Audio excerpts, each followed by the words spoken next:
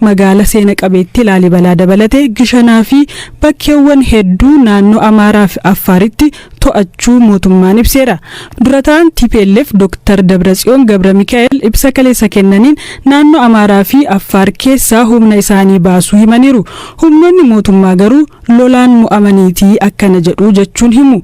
Gama kaaniin har'a guyyaa keessaa dubbii himaan TPLF Geetaachoo Raddaa lola cimaa gaggeessaa akka jiranii fi morkattoota isaanii irra aanaa akka jiran ibsanii turan. Erga mootummaan bakkeewwan murteessoo ta'an kanneen to'achuu ibsee booda gama TPLFin wanti jedhameen jiru. Gaafa Sanbataa Kamisee to'achuu kan hime mootummaan federaalaa Dasee fi Kombolchaan ala Baatii, Qarsaa, Garbaa fi Dagaa bakkeewwan jedhaman to'achuu ibseera. Akkasumas aanaa Harbuu guutummaan guutuutti to'achuu hime. Waraanni kaaba Itoophiyaatti erga jalqabee waggaa kan darbe yoo ta'u sababa lola kanaan lammiileen miliyoona 9 ol deeggarsa nyaataaf saaxilamaniiru jedheera UN. Lammiileen miliyoona 2 ta'an qeerraa yoo buqqaan uummanni 400,000 ol ta'ummoo haala beela fakkaatu keessa jira jedha dhaabbatichi.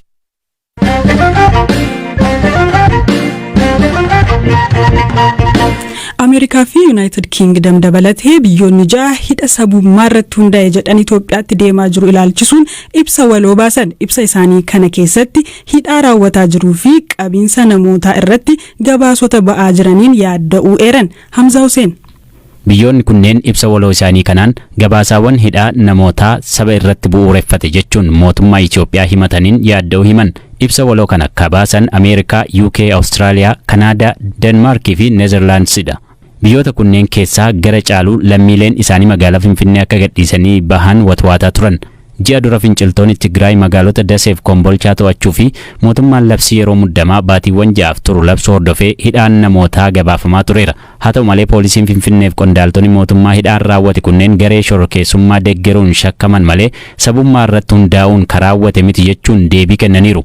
Dhalattoonni Tigraay BBC'n magaalaa Finfinnee keessaa dubbise immoo yaaddoo akka qaban himaa turan. Dhimma kanarratti Koomishiniin Mirga Namummaa Itoophiyaa akkaataa hidhaan itti raawwatamu ilaalchisee akka yaaddoo qabuu fi of eeggannoon akka qabamuu malu ibsee ture. Guyyaa kaleessaa dhalattoonni Tigraay magaalaa Finfinnee keessaa hiriira bahuun adeemsa TPLF balaaleffatan jechuun miidiyaaleen biyya keessaa gabaasaniiru. Ibsi biyyoota kanaa yeroo mootummaan finciltoota Tigraay bakkeewwan naannoo Amaaraa fi Tigraay qabatan irraa gadhiisaa jirutti dhagahame. Biyyoonni kunneen ibsa baasaniin gabaasaawwan hidhaa lammiilee Itoophiyaa sabummaa irratti hundaa'ee raawwatuun guddoo yaadda'uu himan. Dabalataan namoonni hidhaman himannaa malee taa'aniiru. Akkasumas haala hin mijanne keessa jiru jedhan. Adeemsi kunneen gara caalu mirga idil addunyaa akka sarbanii fi ammuma dhaabbachuu qabu jedheera ibsichi. To'attoonni idil addunyaa akka daawwatan waamicha taasisuun.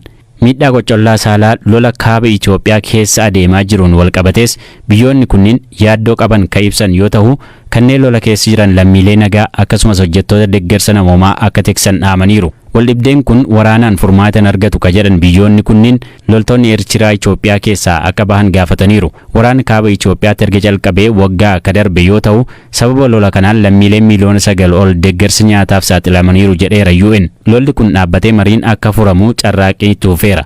Biyyoonni waloon ibsa baasan kunneenis haal duree malee dhukaasni dhaabbatee mariin akka eegalu waamicha taasisaniiru.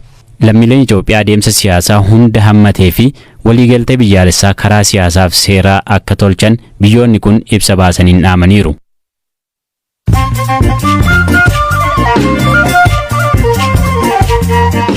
Dhaggeeffattoota keenya amma immoo oduulee gaggabaabootaan darba. Mootummoota gamtoomanitti sagantaan nyaata addunyaa WFP deeggarsa baatiiwwan dhufan 6 keessa Itoophiyaatti dhiyeessuuf hanqinni maallaqaa mudachuu beeksise.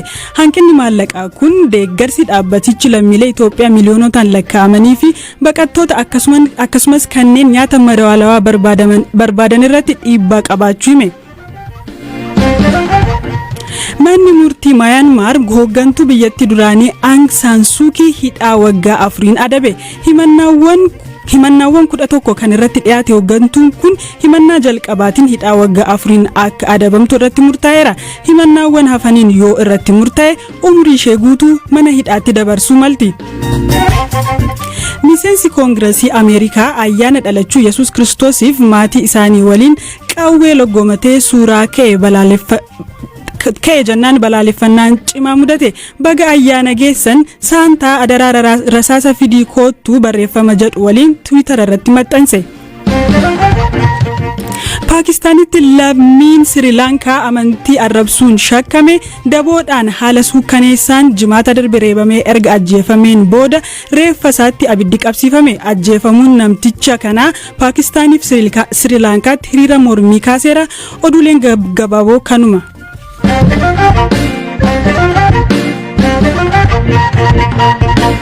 Oduu sattaanitti ronca'u ogeettiin hubannoo namtolchee artificial intelligence Dr. Timnit Gabruu jidduu gala qorannoo teekinooloojii walabaa hundeessite. Ogeettiin kun hubannoo namtolchee Timnit BBC'tti akka ibsite jidduu galli kun damee hubannoo namtolcheetiin daandii filmaataa qorannoon isaa haqaa jettee amanti.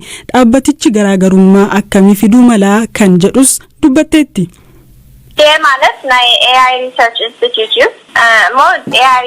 Dhaabbatichi hubannoo namtolchee irratti hojjeta. Akkuma kanaan dura an hojjetaa ture san jechuudha.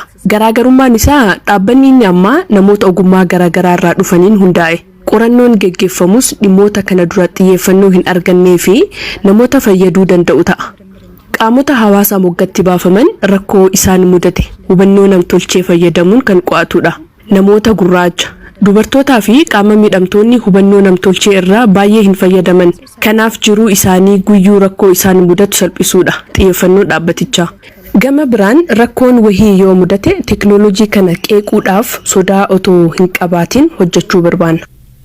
Ogeettiin Google kutaa naamusa hubannoo namtolchee keessaa hojjetaa turte Timnit bara darbee hojiirraa ari'amuun ishee ni yaadatama. Gochaan sunis ogeessota biratti ijoo dubbii ta'ee ture. Jidduu galli amma Timnit hundeessite kunis Distributed Artificial Intelligence Research jedhama.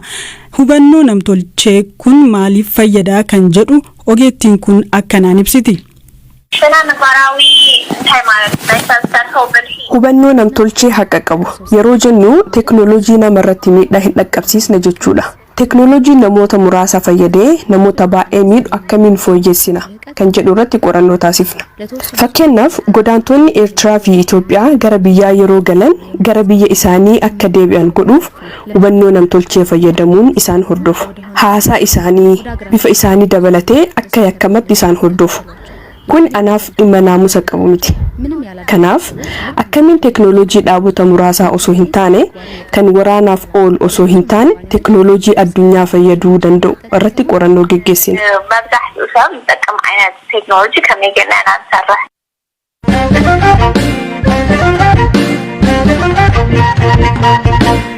Buufanni waraanaa Ameerikaa guddaa Afrikaa Camp Lemonnier jedhamu Jibuutii keessatti argama.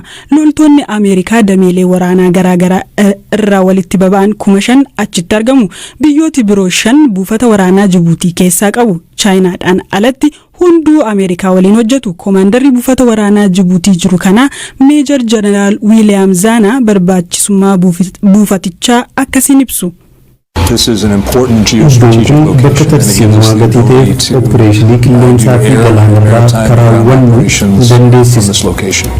Chaayinaanis Jibuutii keessatti buufata waraanaa ka ijaarte bara 2017 yoo ta'u ardii kana keessatti buufataalee biroo banuuf karoora qabdi oduun jedhus jira.